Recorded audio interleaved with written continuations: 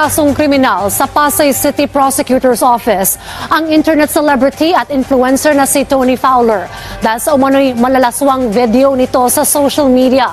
Ayon sa kapisanan ng social media broadcasters ng Pilipinas, hindi magandang impluensya sa kabataan at pag-abuso sa artistic expression ang ipinapakita ng vlogger sa kanyang mga video. Bukod umano sa may masaselang bahagi ng katawan ng lalaki, may isinama ring menor de edad dito. Paglabag sa Revised Penal Code Section 201 na may kinalaman sa cybercrime law.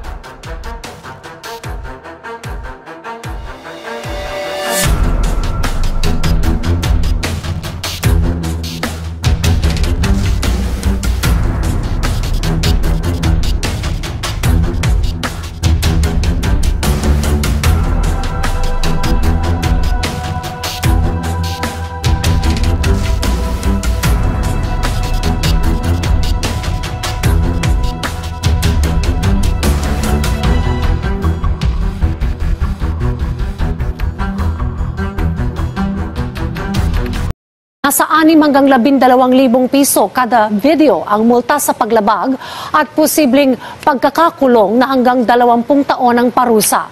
Sinusubukan naman ng PTV na hingi ng panig ni Tony Fowler pero wala pa itong tugon. Pwede ito matatawag na freedom of press or in accordance with our law on arts. So art natin, of course we have the right to express our art, our feelings, but not to the extent na may mga ganyang bagay